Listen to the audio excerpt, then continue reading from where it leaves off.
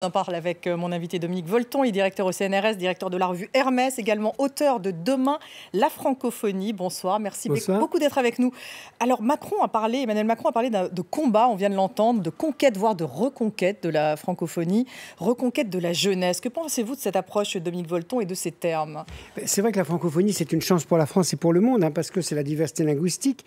Et c'est la phrase de Senghor, le colonisateur nous a laissé un trésor, sa langue. Donc une langue, c'est toujours un moyen de combat. Et la mondialisation a beaucoup standardisé avec l'anglais pendant 30 à 40 ans.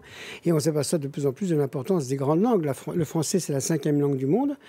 Il y a l'espagnol, il y a le chinois, etc. Et donc du coup, c'est important parce que c'est une langue qui porte au-delà de la France, qui porte l'amour, la liberté et la politique. Et c'est pour ça d'ailleurs qu'elle a ce succès. Et c'est une forme. Elle a vraiment un succès. Elle peut être un concept moderne pour les jeunes, comme dit mais bien sûr, mais Emmanuel Macron. C'est parce que si vous voulez, elle est plutôt en recul dans certains pays d'Afrique. Non, oui, enfin bien sûr, dans les pays d'Afrique, elle ne représente pas du tout les chiffres qu'on dit, mais en gros, il y a une appétence pour le français dans le monde parce que c'est une langue de combat et de contestation. Et le problème, s'il y en a deux, les Français n'aiment pas assez leur langue et ne sont pas assez fiers de la francophonie parce qu'ils la réduisent stupidement à la question du colonialisme. Et la deuxième chose, c'est que dans la mondialisation, le fait d'avoir cette langue qui est partagée par tout le monde, même si elle n'est pas très bien parlée, c'est un atout culturel, politique gigantesque. Et donc, par conséquent, la francophonie, c'est une chance de domestiquer cette mondialisation qui est complètement folle. Vous parlez de colonialisme, Dominique Volton, mais Alain Mabanckou, donc l'écrivain, lui, il dit que justement, il y a une connotation France-Afrique dans la francophonie, qu'elle cache un soutien aux dictateurs africains, qu'elle est un appareil idéologique de l'impérialisme français. Oui, mais ça a été toujours vrai. Je veux dire, si l'Afrique avait la puissance politique qu'à l'Angleterre ou aux États-Unis, elle ferait pareil. Autrement dit, la langue, c'est toujours un facteur de domination, mais c'est aussi un facteur de politique et de critique. Et cette langue française, qui bien sûr... Mais le colonialisme, c'est 150 ans maximum. C'est pas toute l'histoire de l'humanité, si je puis dire. Tout n'est pas blanc. Pourquoi ça a tant marqué lorsqu'on parle de la francophonie? Parce que les Anglais, le Commonwealth, ont été capables de faire passer de l'impérialisme la langue à la langue mondiale. Et nous, les Français, on est restés dans une bataille. Nous n'arrivons pas à faire le bilan positif et négatif du colonialisme pour passer à une autre étape. Donc on est tout le temps dans une espèce de situation folle où on ne se rend pas compte que dans la francosphère, c'est la francophonie face à la mondialisation, cette langue, c'est une chance. Et bien, elle ne nous appartient pas à nous seulement les Français, même si on est les premiers. Vous savez, il y a quand même 300 millions de Français. Et puis, c'est pas seulement la francophonie, ce sont les langues romanes. Toutes les langues issues du latin, ça fait 1 milliard de locuteurs dans le monde. Donc, c'est pas rien. Donc, si vous voulez, comme élément de diversité... Et quand je dis que c'est pas rien, c'est pas seulement pour la diversité du français, mais c'est aussi pour l'espagnol, c'est aussi pour le portugais, c'est aussi pour le chinois, c'est aussi pour l'arabe un jour.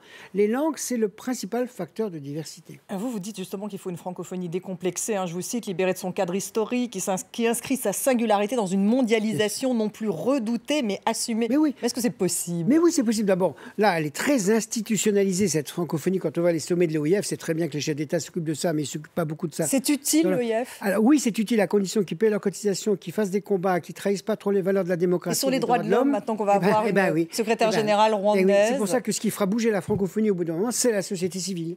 Donc les jeunes, des combats, des grèves, des pamphlets. Ce que Mabanckou dit, c'est très bien, mais ça reste dans la sphère de la décolonisation. Il faut aller plus loin. Il faut prendre la révolte de ce que représente cette langue. Il faut valoriser tous ceux qui parlent le français, même s'il est mal parlé, et alors on s'en fiche dans le monde, parce que c'est une langue, je l'ai dit, de liberté.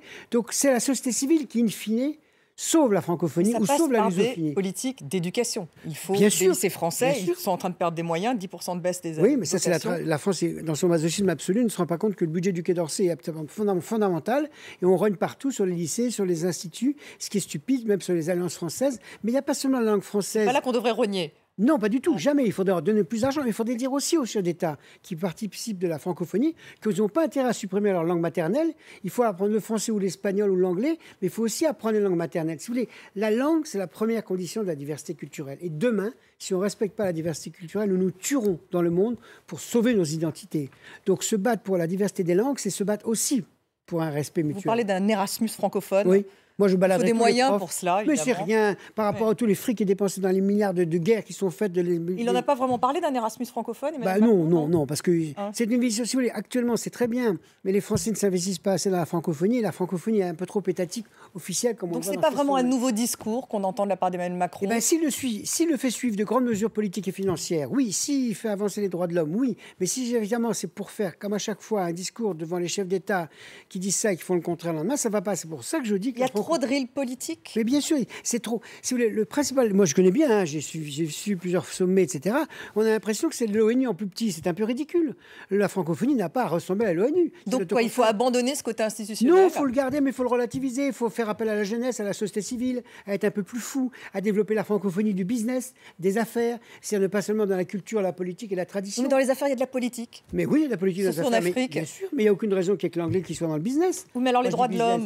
Eh bien, les droits de l'homme, c'est une bataille quotidienne partout, hein, y compris ailleurs, pas seulement dans la francophonie, pour justement progressivement qu'on s'en rapproche. Mais vous savez, nous, le sort que nous faisons, nous, aux immigrés qui arrivent en Europe, on n'est pas bien placé pour faire quelques leçons de démocratie quand on leur demande d'aller tranquillement se noyer dans la Méditerranée.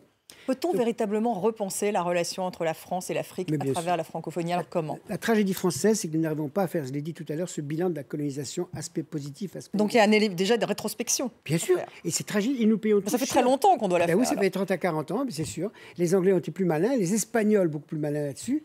Et donc par conséquent, nous avons un effort, dépasser cette époque, solder les comptes, ce qui est positif, ce qui est négatif, payer ce qu'il faut payer, et ensuite de ça, avoir une politique de solidarité, valoriser pas seulement l'Afrique. L'avenir de la francophonie, c'est pas l'Afrique seulement, c'est aussi l'Europe, c'est aussi l'Amérique latine. Moi, je voyage beaucoup, il y a une francophilie dans le monde qui est extraordinaire. Nous devons l'orchestrer, et si les pays francophones nous contestent et nous critiquent, eh bien, tant pis, on verra. Il faut réformer les OIF également. Oui. Il parle d'une nouvelle charte. Oui, parce que si vous voulez, il y a quelque chose qui ne va pas. C'est ce système de nomination du secrétaire général sans élection, sans candidat qui s'oppose. À l'unanimité, entre guillemets. Ça ne va pas du tout. Ça va pas du tout. Ça fait un vieux système. Donc, il y a une élection, c'est normal. Il y a plusieurs candidats. Ils se disputent, ils ont un programme. On fait, comme dans toutes les démocraties, une élection. Je ne comprends pas comment on a encore ce pseudo-système de consensus qui ne correspond pas du tout à la réalité du message politique que veut porter la francophonie. Une vraie élection. Et donc, ce choix, justement, de Louise Mushikiwabo, qu'en pensez-vous? Je ne peux pas grand-chose, parce que par définition, on verra ce qu'elle fera. Mais si vous voulez, bon, c'est une femme, c'est l'Afrique, très bien.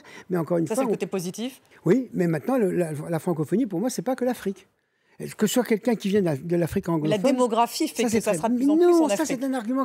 Écoutez, on ne sera pas l'avouer... C'est ce que disent les statistiques. Oui, mais c'est complètement faux, parce que d'abord, on ne sait pas si les statistiques démographiques sont justes, et on ne sait pas si la francophonie restera comme ça. Donc par conséquent, l'avenir de la francophonie, c'est pas seulement l'Afrique. C'est l'Amérique latine où il y a une francophilie avec des langues romanes. C'est aussi l'Asie où il y a une demande de francophilie très forte. L'Asie centrale et une bonne partie de l'Europe. En un mot, qu'est-ce que vous feriez, la mesure que vous prendriez pour justement la faire avancer, cette francophonie? Ouvrir les portes de la société civile, faire des Erasmus pour faire circuler les gamins et les profs dans tous les pays du monde, dans l'Afrique anglophone, dans l'Amérique latine, dans l'Asie centrale. Autrement dit, s'apercevoir que ces langues, le français, l'anglais, l'espagnol, l'italien, sont aussi des langues qui vont permettre de domestiquer un peu cette mondialisation. Et je rappelle ce chiffre, nous sommes 1 milliard, c'est énorme dans le monde, qui parlons avec des langues, avec des racines latines. Donc c'est un atout. Et puis si le français est une langue politique, profitons-en. Il faudrait la faire fructifier. Merci beaucoup d'avoir été avec nous. Et avec des jeunes surtout, avec un peu de bazar, un peu de bordel, un peu d'innovation, un peu moins institutionnalisé, plus libre. Si on a confiance dans une langue, ayons confiance dans ceux qui la parlent. Merci beaucoup d'avoir été avec nous ce soir. Dominique Volton, directeur au CNRS, également directeur de la revue Hermès et auteur donc de Demain, la francophonie, et c'est chez Flammarion. La fusée